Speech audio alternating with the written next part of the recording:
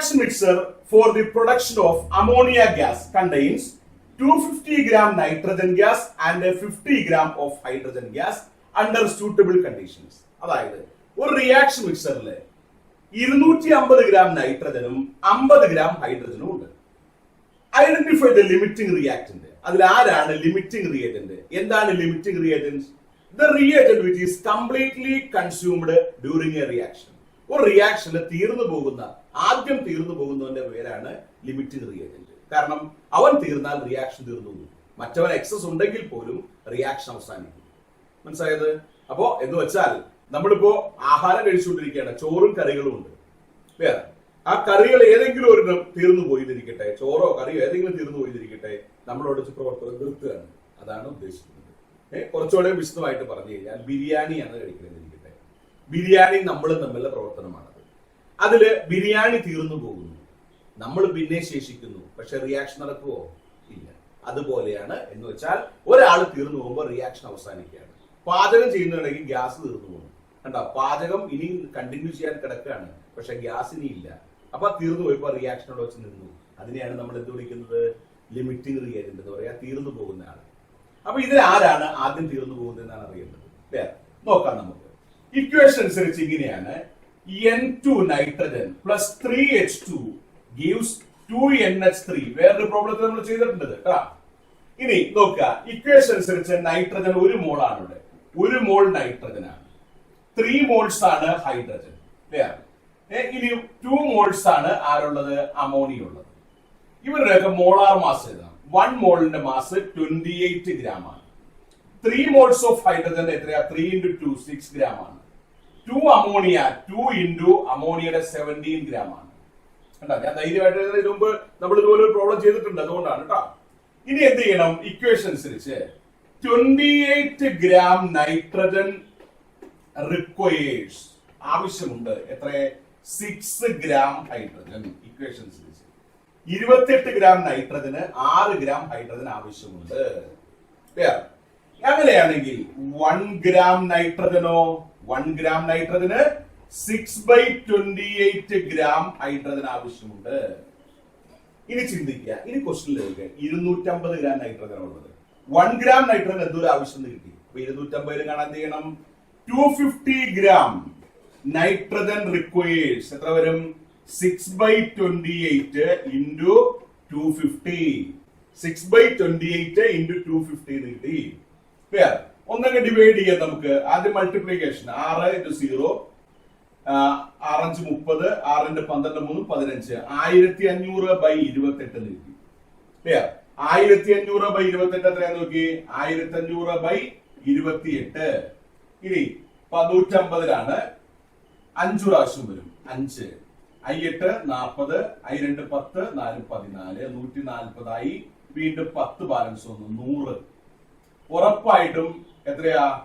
3 4 പ്രാവശ്യം. 4 32, 4 8, 3 11. ഇല്ല, 3 പ്രാവശ്യം ഉണ്ട്. 3 8 24, 3 2 6, 6 8 84, 16 ബാലൻസ് വന്നു, 160 ആയി. 5 പ്രാവശ്യം. I8 40, I2 10, 4 14, 5 പ്രാവശ്യം ഉണ്ട്. 53.5 എന്ന് എഴുതാം നമുക്ക് കേട്ടോ. എത്ര വേണം? 53.5 ഗ്രാം ആര് വേണം? ഹൈഡ്രജൻ വേണമെന്ന് മനസ്സിലായി. 53.5 ഗ്രാം ഹൈഡ്രജൻ ആണ് വേണ്ടത്. 53.5 ഗ്രാം ഹൈഡ്രജൻ വേണമെന്ന് ഇവിടെ ക്ലിയർ ആയി. ഇനി നമുക്ക് എന്തോരം ഹൈഡ്രജൻ ഉണ്ട് നോക്കി. 50 ഗ്രാം അല്ലേ ഹൈഡ്രജൻ ഉള്ളൂ. ശരിക്കും 53.5 വേണം. 250 ഗ്രാം മുഴുവൻ നൈട്രജനും റിയാക്ട് ചെയ്യണമെങ്കിൽ 53.5 ഗ്രാം ഹൈഡ്രജൻ വേണം. പക്ഷെ 50 ഗ്രാമേ ഹൈഡ്രജൻ ഉള്ളൂ. അപ്പൊ ഹൈഡ്രജൻ കുറവാണ്. അപ്പൊ കുറവുള്ളവന്റെ പേരാണ് ലിമിറ്റിംഗ് റിയേജൻസ്. അപ്പോ അങ്ങനെയാണ് ഈ ആൻസർ ആയി. Here hydrogen is the limiting reagents. Hydrogen is the limiting reagents. Clear? Hydrogen ആണ് ലിമിറ്റിംഗ് റിയേജന്റ്. മനസ്സിലായി? ഇതാണ് ഒരു പകുതി. ക്ലിയർ? അപ്പോ എന്താണ്? Identify the limiting reactant. Who is the limiting reactant? Hydrogen. Because hydrogen requires is 53.5 gram minimum വേണം. പക്ഷേ എത്രയുള്ളൂ? Hydrogen actually obtained is only 50 gram. So hydrogen is deficient. So it is limiting reagent. Clear? അപ്പൊ hydrogen ആണ് limiting reagent. മനസ്സിലാവേണ്ടത്? ചിന്തിക്കുക, equation അനുസരിച്ച് 28 gram നൈട്രജന് 6 gram hydrogen വേണം. അങ്ങനെയാണെങ്കിൽ 1 gram നൈട്രജനോ 28 അടിയിലേക്ക് പോയി 6/28 ഗ്രാം ഹൈഡ്രജൻ. ദെൻ അങ്ങനെയാണ് 250 കാണാൻ ഇൻറ്റു 250 ചെയ്താൽ മതി. 1500/28 53.5 ഗ്രാം എന്ന് കിട്ടി. Clear? 53.5 gram hydrogen actually required ആണ്. പക്ഷെ എത്രയേ ഉള്ളൂ? 50 ഗ്രാമേ ഉള്ളൂ. കുറവാണ്, ഡെഫിഷ്യന്റ് ക്വാണ്ടിറ്റി ആണ്. അതിനെയാണ് നമ്മൾ ലിമിറ്റിംഗ് റിയേജന്റ് എന്ന് വിളിക്കുക. മനസ്സിലായത്?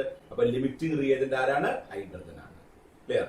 ഇതാണ് നമ്മുടെ ഒരു പകുതി, 1.5 മാർക്കായി.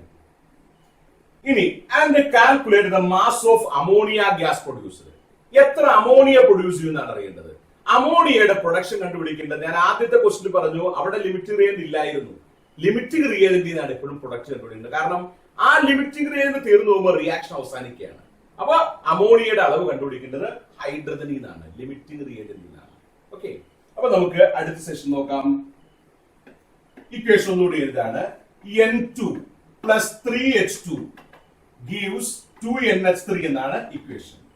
ഹൈഡ്രജൻ ഇവിടെ 6 ഗ്രാം ആണ്.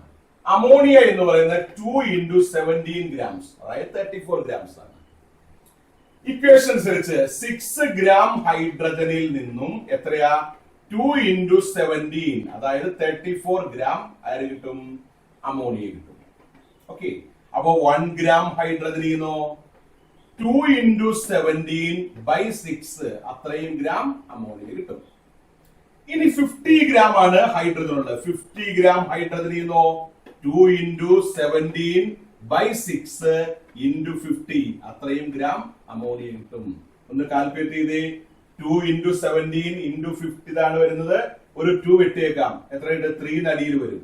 ഇനി 3ഉം 17ഉം ആണ് വരുന്നത്. എത്ര വരും? 3 5 ആയി, 3 15, ബാക്കി 20 ആണ്. 6 7 വരും. 5.67. അപ്പോ 5.67 × 50 ആണ്. 56.7 × 5 എന്ന് കിട്ടും. Equal to I7 35, I6 30, 3 33, I5 25, 3 28. 283.5 gram ammonia കിട്ടും. എന്താ? 283.5 ഗ്രാം അമോണിയ കിട്ടും. ഏതിന്ന്? 50 ഗ്രാം നൈട്രജൻ. അപ്പൊ അമോണിയയുടെ അളവ് കിട്ടി 283.5 ഗ്രാം. മനസ്സിലായത്? ഇങ്ങനെയാണ് കണ്ടുപിടിക്കുന്നത്. അപ്പൊ എപ്പോഴും പ്രൊഡക്റ്റ് കണ്ടുപിടിക്കുന്ന ഏതിൽ നിന്നായിരിക്കണം? ലിമിറ്റിംഗ് റിയേജന്റിൽ നിന്നായിരിക്കണം. ഒരു പ്രോബ്ലം മസ്റ്റ് ആയിട്ട് വരും. മനസ്സിലായില്ലത്? അത് നമ്മൾ ഈ ചെയ്യുന്നതിൽ ഏതെങ്കിലും തന്നെ ആയിരിക്കും വരുന്നത് കേട്ടോ. പുതിയതൊന്നും വരില്ല. മനസ്സിലായില്ലത്? ഇത് മാത്രം നന്നായി പഠിക്കുക. ഓക്കെ, ക്ലിയർ ആയില്ലത്? Okay, then next question. Which of the following contains the maximum number of molecules? ഇതിൽ ഏറ്റവും കൂടുതൽ മോളിക്യൂൾസ് ഉള്ള ഏതിലാണെന്നാണ് ചോദ്യം.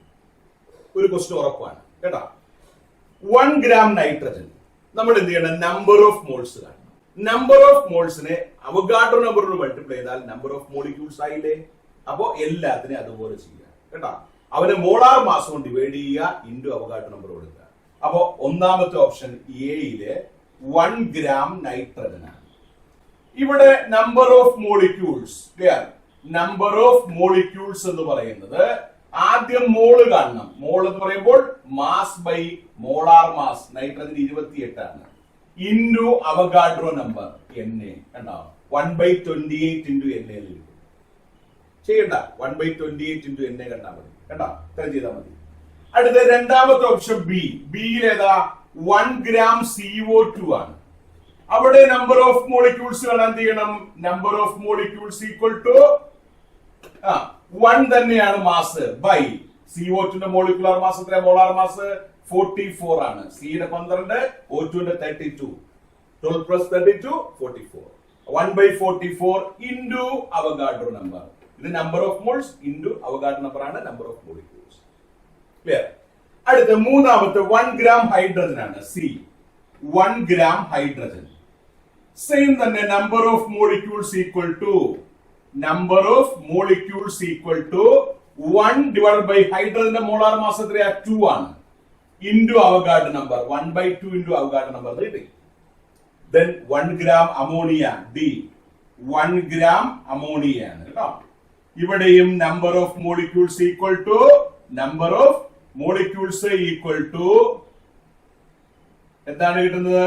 1 ഡിവൈഡ് ബൈ അമോണിയയുടെ 17, നൈട്രജന്റെ 14, ഹൈഡ്രജന്റെ 3 17. ഇൻറ്റു അവഗാഡ്രോ നമ്പർ n എന്ന് കിട്ടി. ഇനി നിങ്ങൾ ചിന്തിക്കുക, ഇവിടെ കിട്ടിയിരിക്കുന്ന വാല്യൂസ് 1/28, 1/44, 1/2, 1/17. ഇത് ഏറ്റവും ഹൈ വാല്യൂ ഏതാ?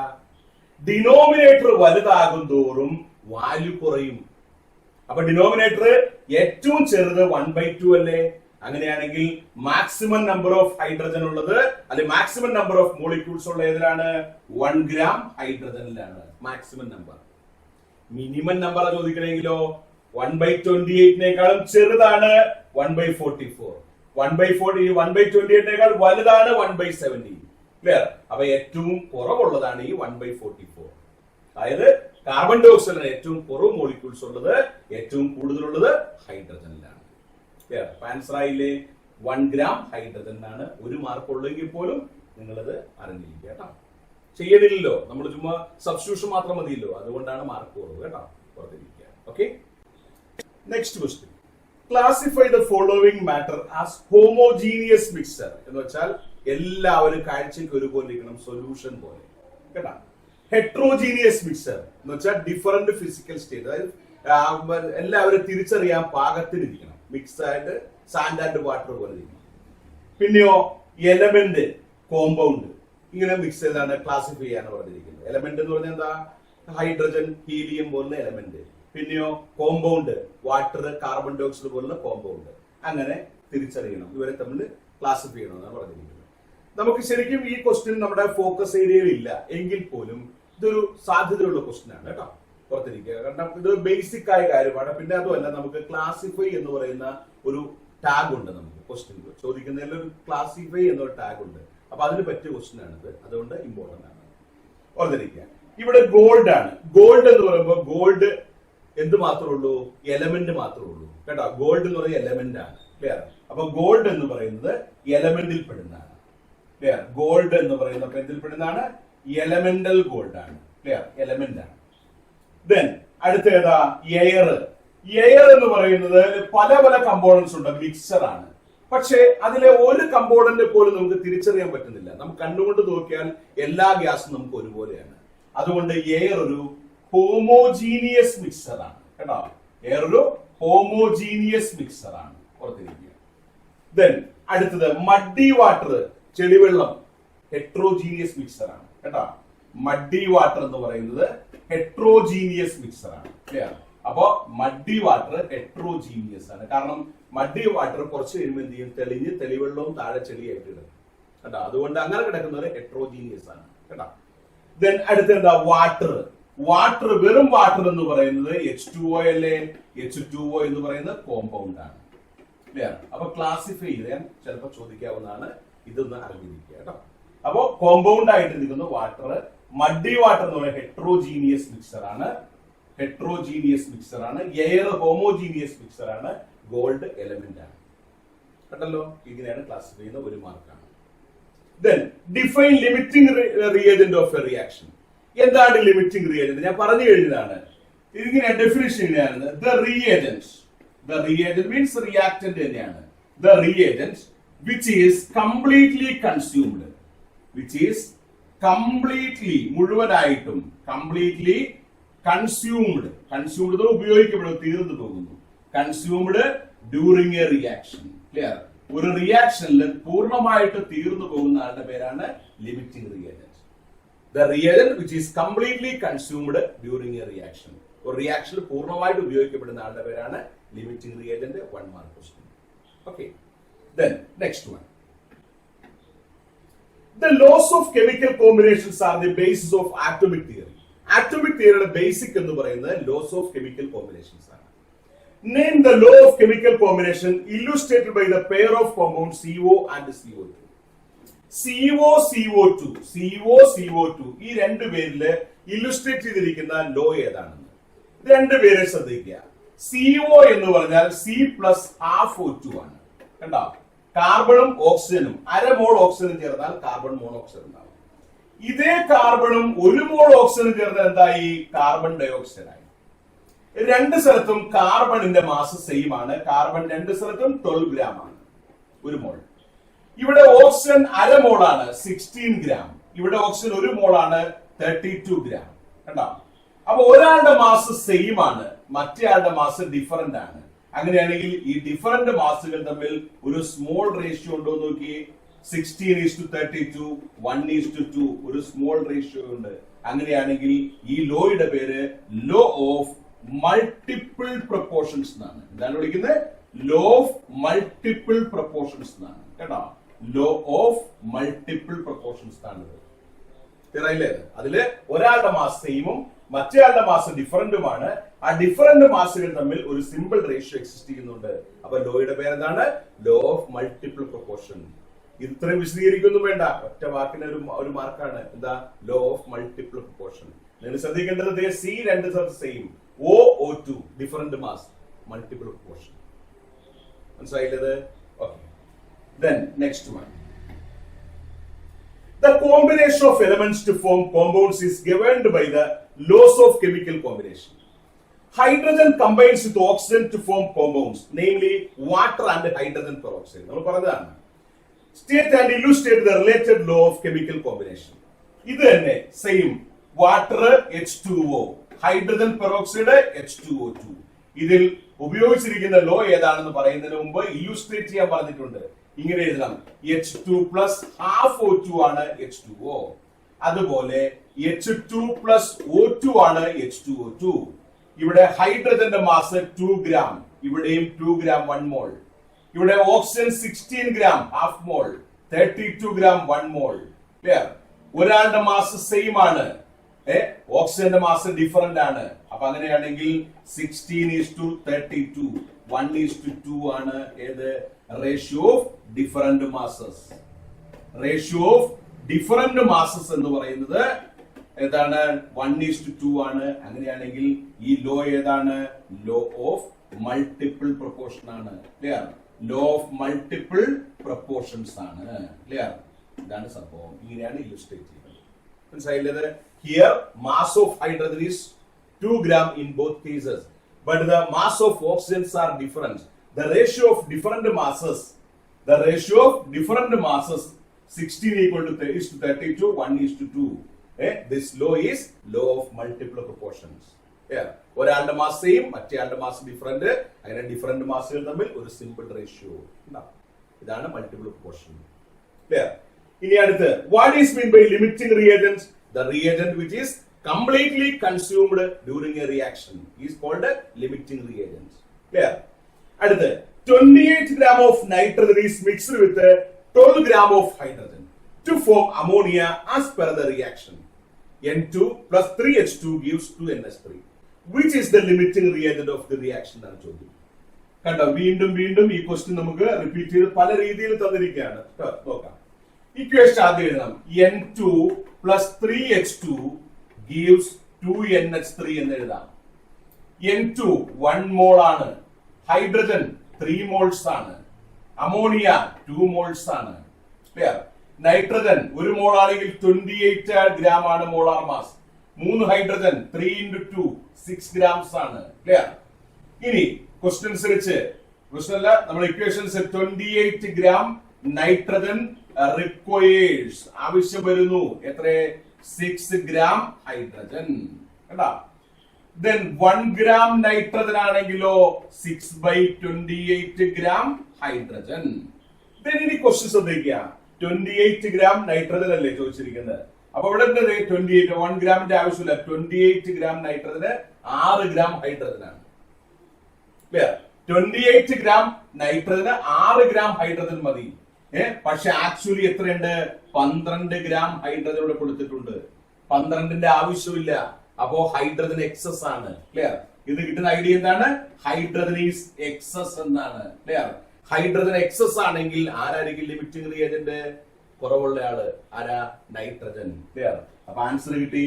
Nitrogen is the limiting reagent. Clear? Nitrogen is the limiting reagent എന്നാണ്. അപ്പൊ ഈ സ്റ്റെപ്പിന്റെ ആവശ്യമില്ല കേട്ടോ. ഏത്? 28 ഗ്രാം. ആ ക്വസ്റ്റ്യനിൽ 28 തന്നെയാണ് കൊടുത്തിരിക്കുന്നത്. അപ്പൊ 28 ഗ്രാം നൈട്രജന് 6 ഗ്രാം ഹൈഡ്രജൻ വേണം എന്നാണ് ക്വസ്റ്റ്യനിലുള്ളത്. ക്ലിയർ? പക്ഷേ 12 ഗ്രാം ഹൈഡ്രജൻ തന്നിട്ടുണ്ട്. നമുക്ക് 6 ഗ്രാം മതിയിരുന്നു. അപ്പൊ ഹൈഡ്രജൻ എക്സസ് ആണ്.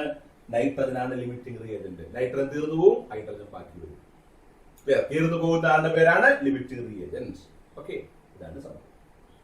ഓക്കെ, അടുത്ത question. Atoms have very small mass, and so usually the masses of atoms are given relative to a standard called atomic mass. അതായത് ആറ്റങ്ങൾ തീരെ ചെറുതാണ്. അതുകൊണ്ട് ആറ്റങ്ങളുടെ മാസ് എക്സ്പ്രസ് ചെയ്യാനായിട്ട് നമ്മൾ വേറൊരാളുമായിട്ട് കമ്പയർ ചെയ്യുന്നുണ്ട്. ആ കമ്പയർ ചെയ്ത് പറയുന്നതാണ് atomic mass unit. Atomic mass unit AMU എന്ന് പറയും. What is atomic mass unit? AMU എന്ന് പറഞ്ഞാൽ എന്താണ്? അതായത് ആറ്റങ്ങൾ തൂക്കാൻ ഉപയോഗിക്കുന്ന, നമ്മുടെയൊക്കെ സാധാരണ വസ്തുക്കൾ തൂക്കാൻ വേണ്ടിയിട്ട് കിലോഗ്രാം, ഗ്രാം എന്നുള്ള കട്ടികൾ ഉപയോഗിക്കുന്നില്ലേ? അതിൽ ആറ്റങ്ങളെ തൂക്കാൻ ഉപയോഗിക്കുന്ന കട്ടി ഏതാണെന്നാണ് ചോദ്യം. അതിന്റെ പേരാണ് ആറ്റോമിക് മാസ് യൂണിറ്റ്. അപ്പോ 1 AMU is defined as it is the 1/12th mass of a carbon 12 ആറ്റമാണ്. ഒരു കാർബൺ 12 ആറ്റത്തിന്റെ മാസിന്റെ 12 ഒരു AMU. പുറത്തിരിക്കുക കേട്ടോ. 1/12th mass of a carbon 12 ആറ്റമാണ് ഒരു AMU. 1/12th mass of a carbon 12 ആറ്റമാണ് ഒരു AMU എന്ന് പറയുന്നത്. അതായത് ഇതൊരു കാർബൺ 12 ആറ്റമാണെങ്കിൽ ഇതിനെ 12 ആയിട്ട് അങ്ങ് മുറിക്കും. ഈ 12 ആയിട്ട് മുറിച്ചിട്ട് അതിലൊരു പാർട്ടിന്റെ പേരാണ് ഒരു AMU. മനസ്സിലായില്ലത്? ഇത് ഉപയോഗിച്ചാണ് ആറ്റങ്ങളെ നമ്മൾ എന്ത് ചെയ്യുന്നത്? വെയിറ്റ് നോക്കുന്നത്. AMU അല്ലെങ്കിൽ U എന്നുകൊണ്ട് റെപ്രസെന്റ് ചെയ്യും.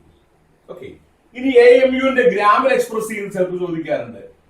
1 AMU equal to 1.66 into 10⁻⁻24 gram ആണ്. 1.66 into 10⁻⁻24 ഗ്രാം ആണ് ഒരു AMU എന്ന് പറയുന്നത്. അത് ഓർത്തിരിക്കുക കേട്ടോ. 1.66 into 10⁻⁻24 ഗ്രാം ആണ് ഒരു AMU. അല്ലെങ്കിൽ ഒരു AMU എന്ന് പറയുന്നത് ഇത്ര ഓർത്താൽ 1/NA ആണ് ഒരു AMU. അത്രയും ഗ്രാം ആണ്. അപ്പൊ AMU ഡെഫിനിഷൻ ഇതാണ്, 1/12th mass of a carbon 12 atom. ഇനിയോ AMU ഗ്രാമിൽ എക്സ്പ്രസ് ചെയ്താൽ 1.66 into 10⁻⁻24 ഗ്രാം ആണ്. അല്ലെങ്കിൽ 1/അവഗാഡ്രോ നമ്പർ ഗ്രാം ആണ്. 1/അവഗാഡ്രോ നമ്പർ ഗ്രാം ആണ് ഒരു AMU എന്ന് പറയുന്നത്. മനസ്സിലായത്? ഇതാണ് AMU നെ കുറിച്ച് പറയാനുള്ളത്. ഏതെങ്കിലും ഒരു ക്വസ്റ്റ്യൻ ഉറപ്പാണ്. ഓക്കെ, നെക്സ്റ്റ് ക്വസ്റ്റ്യൻ ശ്രദ്ധിക്കുക. In a reaction, A plus B2 gives AB2. Identify the limiting reagent in the reaction mixture containing 5 mole A and 2.5 mole B. ശ്രദ്ധിക്കുക, ഇക്വേഷൻ ആദ്യം എഴുതി നോക്കാം. നമുക്ക് A plus B2 gives AB2 എന്നാണ്. കണ്ടല്ലോ, equation അനുസരിച്ച് A എന്ന് പറയുന്നത് 1 മോൾ വേണം, B2 എന്ന് പറയുന്നത് 1 മോൾ വേണം. ക്ലിയർ? A 1 മോൾ ആണെങ്കിൽ B2 1 മോൾ ആണ്. B2 1 മോൾ ആണെങ്കിൽ B എന്ന് പറയുന്നത് എത്രയായിരിക്കണം? 2 മോൾ വേണം. B എത്ര വേണം? 2 മോൾ വേണം. B2 ആണ് 1 മോൾ. അപ്പൊ B എത്ര വേണം? 2 മോൾ വേണം. കാരണം ഇവിടെ B ആണ് തന്നിരിക്കുന്നത് കേട്ടോ. അതുകൊണ്ടാണ് ഇത് ഇത്ര ചിന്തിക്കാനൊന്നുമില്ല, സിമ്പിൾ ആയിട്ട് പറയാം. എന്നാലും ശ്രദ്ധിക്കുക. അപ്പോ 1 മോൾ എക്ക് എത്ര വേണം? 2 മോൾ B വേണം. കാരണം B ആവുമ്പോൾ 2 മോൾ വേണം. B2 1 മോൾ ആണെങ്കിൽ B 2 മോൾ ആണ്. അപ്പൊ 1 മോൾ എക്ക് 2 മോൾ B വേണം. 5 മോൾ എക്കോ 5 മോൾ A ഉണ്ടെന്നാണ് ക്വസ്റ്റ്യൻ. 5 മോൾ A എന്നാണ്. 5 മോൾ എക്കോ 5 into 2, അതായത് 10 മോൾ B വേണം. 10 മോൾ B വേണം. ഈ 10 മോൾ Bക്ക് ഇവിടെ എത്രയുള്ളൂ? 2.5 മോൾ B അല്ലേ ഉള്ളൂ. 2.5 മോൾ B അല്ലേ ഉള്ളൂ. അങ്ങനെയാണെങ്കിൽ B എത്രയാണ്? 2.5 മോൾ B മാത്രമേ ഉള്ളൂ. So it is deficient. അവൻ എന്താണ്? ഡെഫിഷ്യന്റ് ആണ്. അപ്പൊ ഡെഫിഷ്യന്റ് ആയ ആളുടെ പേരെന്താ? ലിമിറ്റിംഗ് റിയേജന്റ് ആണ്. സോ ലിമിറ്റിംഗ് റിയേജന്റ് ഈസ് ആരാ? Reagent is B. B ആണ് ലിമിറ്റിംഗ് റിയേജന്റ്. മനസ്സിലായില്ലത്? കുറവുള്ള ആളുടെ പേരാണ് ലിമിറ്റിംഗ് റിയേജന്റ്. അപ്പൊ B ആണ് കുറവുള്ളത്, B ആണ് ലിമിറ്റിംഗ് റിയേജന്റ്. ക്ലിയർ ആയില്ലത്? ഇത്രേ ഉള്ളൂ ഈ ക്വസ്റ്റ്യൻ ആൻസർ. 1 മാർക്കാണ് കേട്ടോ. സിമ്പിൾ ആയിട്ട് ചിന്തിക്കണം. ഇത്രേ ഉള്ളൂ. Then അടുത്തത്, how many moles of dioxin are present in 64 gram of dioxin? Clear? അതായത് 64 ഗ്രാം ഓക്സിജനിൽ എത്ര നമ്പർ ഓഫ് മോൾസ് ഉണ്ടെന്നാണ് ക്വസ്റ്റ്യൻ. സിമ്പിൾ ആണ്. തന്നിരിക്കുന്ന മാസം 64 gram. Molar mass of oxygen തന്നിട്ടുണ്ട്. 32 ഡിവൈഡ് ചെയ്താൽ പോരെ. അപ്പോ ആൻസർ കിട്ടി number of moles. Number of moles equal to given mass തന്നിരിക്കുന്ന മാസ് ഡിവൈഡഡ് ബൈ എന്താണ് മോളാർ മാസ് അല്ലെങ്കിൽ molecular mass equal to 64/32 equal to 2 mole എന്നാണ് ആൻസർ. ഇത്രയാണ് 2 moles. Clear? How many moles of dioxin are present in 64 gram dioxin? Equal to 2 mole. Simple. Okay. Then അടുത്തത് calculate the number of molecules in each of the following. ഓരോന്നിലും number of molecules കാണണം. 1 gram nitrogen, 1 gram ഏതാ CO2. Avogadro number 6.02 into 10⁻23 ആണ്. Molecular mass of nitrogen 28 ഉം CO2 44 ഉമാണ്. നമ്മൾ കണ്ടുപിടിച്ചതാണ് കേട്ടോ. Simple ആണോ എന്ന് ഞാൻ പറയാം. നമ്പർ ഓഫ് മോളിക്യൂൾസ് ആണ് കാണേണ്ടത്. നമ്പർ ഓഫ് മോളിക്യൂൾസ് ഒന്നാമത്തേല് 1 gram നൈട്രജൻ ആണ്. 1 gram നൈട്രജനില് 1/28 ഇൻറ്റു എത്രയാ അവഗാഡ്രോ നമ്പർ. രണ്ടാമത്തേല് എത്രയാ 1/CO2 44 molar mass 1/44 into Avogadro number. ഈ രണ്ടു പേരില് വലുത് ഏതാണ്? ഡിനോമിനേറ്റർ വലുതാകും തോറും വാല്യൂ ചെറുതാവും. അപ്പോ വലുത് ഏതാ? 1/28 ആണ് വലുത്. അപ്പൊ ആൻസർ ഏതാ? 1 ആണ് കേട്ടോ. അപ്പോ എന്ത് ചെയ്തു? ഓരോന്നിനും നമ്പർ ഓഫ് മോൾസ് കാണണമെന്ന് പറയുന്നത്, നമ്പർ ഓഫ് മോളിക്യൂൾസ് കാണണമെന്ന് പറയുന്നത്. ആ 1/8 ഇൻറ്റു 1/28 ഇൻറ്റു 6.02 ഇൻറ്റു 10⁻23 ആണ് ആദ്യത്തെ നമ്പർ ഓഫ് മോളിക്യൂൾസ്. രണ്ടാമത്തേലോ 1/44 ഇൻറ്റു 6.02 ഇൻറ്റു 10⁻23 ഇതാണ് രണ്ടാമത്തേല്. വാല്യൂ കണ്ടുപിടിച്ചോളൂ കേട്ടോ. സിമ്പിൾ അല്ലേ? നമ്പർ ഓഫ് മോളിക്യൂൾസ് കാണാൻ ചോദിച്ചിരിക്കുന്നത് ഓരോ മാർക്ക് വെച്ചാണ്. അപ്പോ 1/28 ഇൻറ്റു അവഗാഡ്രോ നമ്പർ ആണിത്. 1/28 ഇൻറ്റു വാല്യൂ തന്നിട്ട് 6.02 ഇൻറ്റു 10⁻23 ആൻസർ കിട്ടും. അതുപോലെ കാർബൺ ഡൈ ഓക്സൈഡ് 1/44 ആണ് മോൾ ഇൻറ്റു അവഗാഡ്രോ നമ്പർ ആണ് മോൾ നമ്പർ ഓഫ് മോളിക്യൂൾസ്. അപ്പോ 1/44 ഇൻറ്റു അവഗാഡ്രോ നമ്പർ ചെയ്ത് കഴിഞ്ഞാൽ അതിന്റെ കിട്ടും നമ്പർ ഓഫ് മോളിക്യൂൾസ് കിട്ടും. This is the answer. Okay. Then 2 elements carbon and hydrogen combine to form C2H6, C2H4 and C2H2. Identify the law illustrated here. ചിന്തിക്കണം. ഇവിടെ C2H6 simple ആണ് കേട്ടോ. C2H6 ആയത്. രണ്ടാമത്തെ C2H4, മൂന്നാമത്തെ C2H2. ഇവിടെ മൂന്ന് സ്ഥലത്തും C2 എന്നല്ലേ എന്ന് വെച്ചാൽ കാർബണിന്റെ മാസ് സെയിം ആണ്. Here mass of carbon is same in 3 cases. ഈ മൂന്ന് കേസിലും mass of carbon എന്താണ്? സെയിം ആണ്. Clear? ഇനിയോ mass of hydrogen is different. Mass of hydrogen ആണ് മനസ്സിലായി. Clear? Mass of hydrogen different ആണ്. ആ ഡിഫറന്റ് മാസുകൾ തമ്മിലുള്ള റേഷ്യോ നോക്കുക. Ratio of different masses. ആ ഡിഫറന്റ് മാസുകൾ തമ്മിലുള്ള റേഷ്യോ നോക്കുക. ആദ്യത്തേല് 6:2, രണ്ടാമത്തേല് 4:2, അടുത്തേല് 2 ഹൈഡ്രജൻ. 6:4:2, അതായത് 3:2:1. സിമ്പിൾ റേഷ്യോ അല്ലേ? സിമ്പിൾ റേഷ്യോ ആണ്. അങ്ങനെയാണെങ്കിൽ ഒരാളുടെ മാസ് സെയിമും മറ്റേയാളുടെ മാസ് ഡിഫറന്റുമായിട്ടുള്ള ആ ലോ ഏതാണ്? ഡിഫറന്റ് മാസുകൾ തമ്മിൽ ഒരു സിമ്പിൾ റേഷ്യോ ഉണ്ടാവും എന്ന് പറയുന്ന ലോ ഏതാണ്? ലോ ഓഫ് മൾട്ടിപ്പിൾ പ്രൊപ്പോർഷൻ ആണ്. ലോ ഓഫ് മൾട്ടിപ്പിൾ പ്രൊപ്പോർഷൻസ് ആണ് കേട്ടോ. ലോ ഓഫ് മൾട്ടിപ്പിൾ പ്രൊപ്പോർഷൻസ് ആണ് ഇവിടെ ഇൻവോൾവ് ചെയ്തിരിക്കുന്നത്. അത് 2 എലമെന്റ് ആവാം, 2 കോമ്പൗണ്ട് ആവാം, 3 കോമ്പൗണ്ട് ആവാം. ഒരാളുടെ മാസ് സെയിം മതി, മറ്റേയാളുടെ മാസ് ഡിഫറന്റ് മതി. ആ ഡിഫറന്റ് മാസുകൾ തമ്മിൽ ഒരു സിമ്പിൾ റേഷ്യോ ഉണ്ടായാൽ അതെന്താണ്? Law of multiple proportion. Okay.